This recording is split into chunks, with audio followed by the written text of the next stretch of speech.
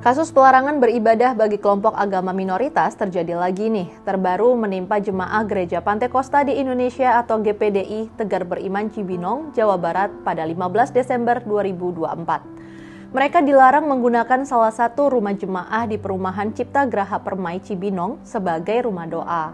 Di depan perumahan itu terpasang dua spanduk yang provokatif dan intimidatif.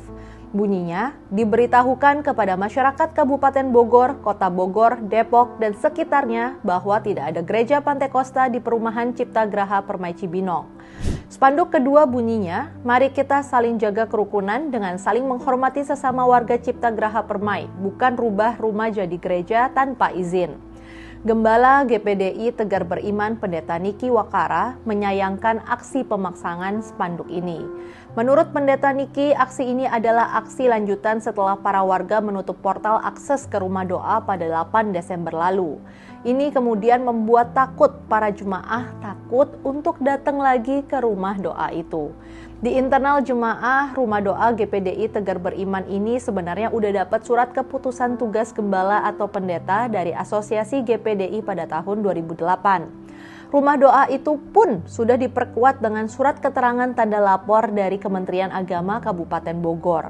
Pemberitahuan rumah doa juga sudah disampaikan ke pihak RT, kelurahan, dan kecamatan sejak awal berdirinya. Menurut Pendeta Niki, mereka sudah minta Pemkab Bogor melalui Sekda untuk mencopot spanduk ini pada tanggal 16 dan 30 Desember. Tapi hasilnya nihil. Pemkab belum bergerak mencopot spanduk itu. Aksi pelarangan beribadah ini jelas menambah panjang daftar kasus pelanggaran hak kebebasan ibadah di Indonesia. Data imparsialnya menunjukkan sepanjang tahun 2024 telah terjadi 23 kasus pelanggaran kebebasan beribadah. Bentuk pelanggaran yang paling menonjol adalah penolakan pendirian rumah ibadah maupun pelarangan ibadah secara individu maupun berkelompok. Data Setara Institut menunjukkan terjadi 329 tindakan pelanggaran kebebasan beragama atau berkeyakinan sepanjang tahun 2023. Angka ini jauh meningkat dibanding tahun 2022, yaitu 175 peristiwa dengan 333 tindakan. Beribadah dan mendirikan rumah ibadah ini adalah hak setiap warga negara.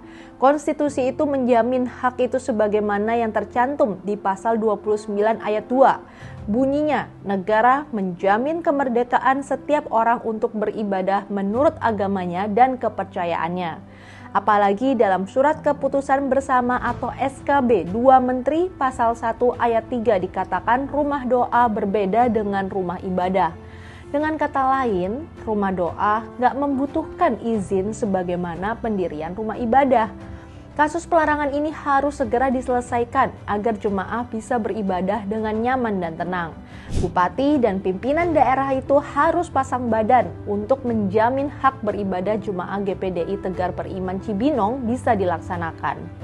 Bupati dan pimpinan daerah harus memberikan edukasi kepada warga yang belum memahami konstitusi dan ketentuan dalam SKB 2 Menteri.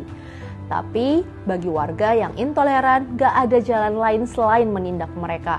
Yuk lawan pelanggaran hak kebebasan beragama.